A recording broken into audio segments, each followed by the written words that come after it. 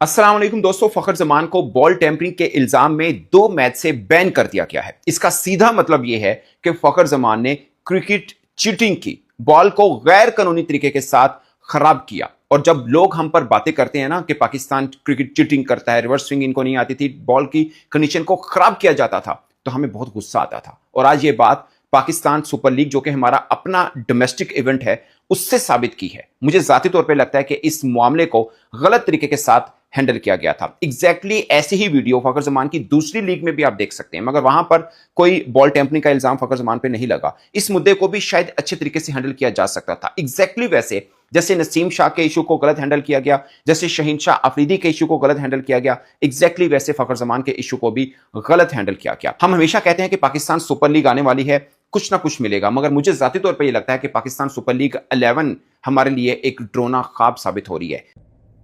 आखिर क्या जरूरत पड़ी थी फखर जमान को कि वो बॉल टेम्पर करते। लेकिन ये एक बड़ी पुरानी रिवायत है क्रिकेटर्स की जो चलती आ रही है। कोई पकड़ा जाता है, कोई नहीं पकड़ा जाता। अब कितनी सजा होगी फखर जमान को रूल्स के मुताबिक, वो आपको आज की इस वीडियो में मैं बताऊंगा। लेकिन क्या आप जानते हैं कि दुनिया के पहले क्रिकेटर कौन थे जिनको बॉल टेम्परिंग की वजह से बैन किया गया और फाइन भी किया गया? बदकिस्मती है हमारी कि दुनिया के पहले क्रिकेटर थे वकार यूनुस, एक पाकिस्तानी। सन 2000 में वकार यूनुस को श्रीलंका के अगेंस्ट बॉल टेम्परिंग के इल्जाम पे, जो कि बाद में साबित भी हो गया, एक मैच के लिए बैन किया गया और उनको फाइन भी किया गया।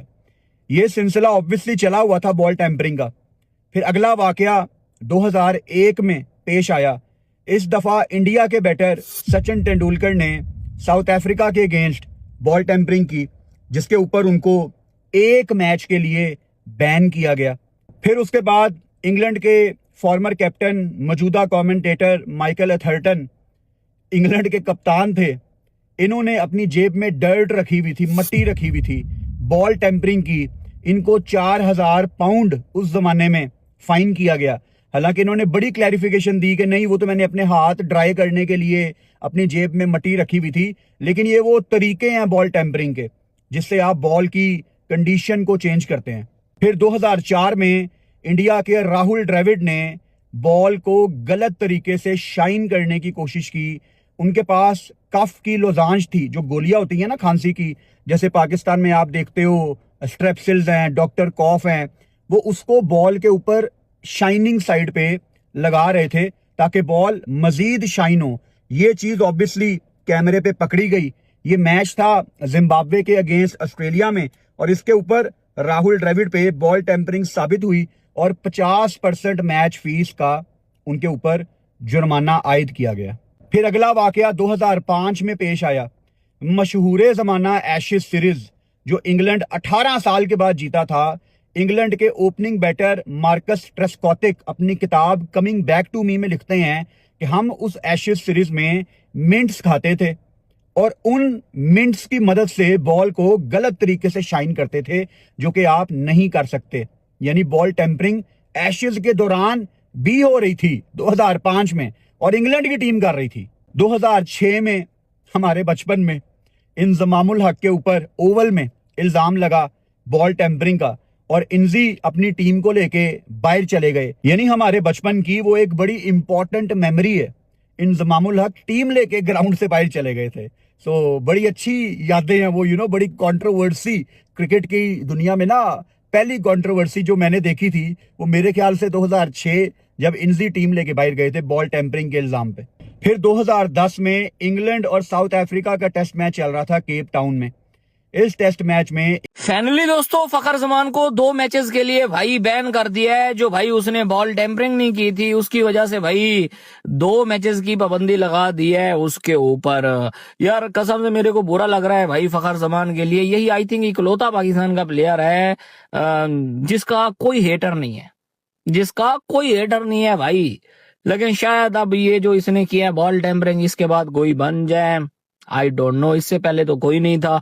इवन के इंडिया में भी भाई इस बंदे का कोई हेटर नहीं था। आई थिंक अभी भी नहीं है यार। बॉल टेम्परिंग तो भाई हर बंदा ही करता है, हर दूसरा बंदा करता है भाई बॉल टेम्परिंग। एनीवे बाकी आपका क्या कहना है भाई फखर जमान के लिए, जरा कमेंट में बताओ। अस्सलाम वालेकुम। पाकिस्तान सुपर लीग में आज लगातार दूसरा दिन है। एक और प्लेयर के ऊपर पाबंदी आयद कर दी गई है। कल शाहीन अफरीदी को 10 लाख का जुर्माना हुआ था सिक्योरिटी ब्रीच करने के ऊपर। नसीम शाह को ट्वीट करने के ऊपर 2 करोड़ का जुर्माना हुआ था। और आज से पाकिस्तान सुपर लीग का दूसरा लेग स्टार्ट होने जा रहा है।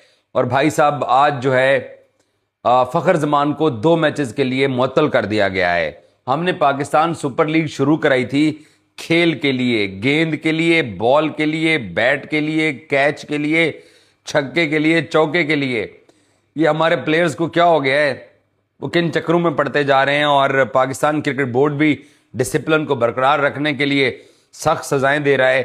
तो बॉल टेम्परिंग का इल्ज़ाम फखर जमान ने अभी तक माना नहीं है, ना तस्लीम किया, ना ही सेहत जुर्म को कबूल करने से इनकार किया,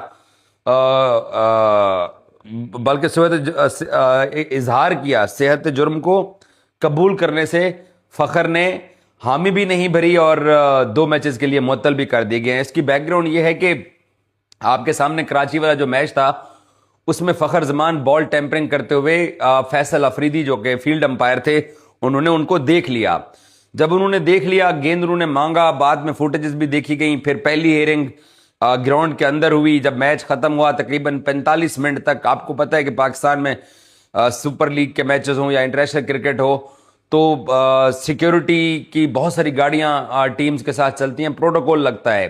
तो वो तमाम प्रोटोकॉल की गाड़ियां तकरीबन रात 12:30 बजे तक कजाफी स्टेडियम में खड़ी रहीं, क्योंकि दोनों टीमों ने एक साथ जाना होता है। तो 45 मिनट तक हेयरिंग होती रही। रोशन महनामा शाहीन शाह अफरीदी को उन्होंने बुलाया हुआ था और साथ उन्होंने टीम मैनेजर को, टीम डायरेक्टर को, कप्तान को और फखर जमान को। तो उसके बाद फिर कल उन्होंने दोबारा मंडे को फिर से उन्होंने जो पाकिस्तान सुपर लीग का टीम होटल है वहां पर रोशन महनामा ने दोबारा से हेयरिंग की और फखर जमान को बुलाया।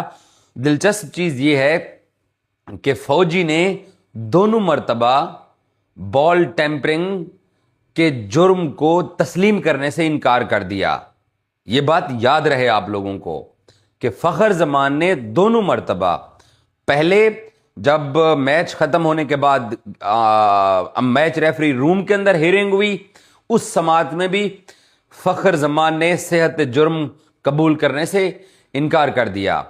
और बाद में जब कल इसकी हेयरिंग हुई है तो तब भी फखर ने एतराफ करने से इनकार कर दिया कि हाँ मैंने बॉल टेम्परिंग मेरे से हुई है या मैंने की है। फखर ने बिल्कुल इनकार कर दिया। बट एविडेंस इकट्ठा करके, गेंद की कंडीशन क्योंकि चेंज हो चुकी थी, फिर फैसल अफरीदी अपनी आंखों से देख चुके थे और उस वक्त कैमरा भी उन 3 प्लेयर्स के ऊपर था, हारिस के ऊपर, फखर और शाहीन शाह के ऊपर।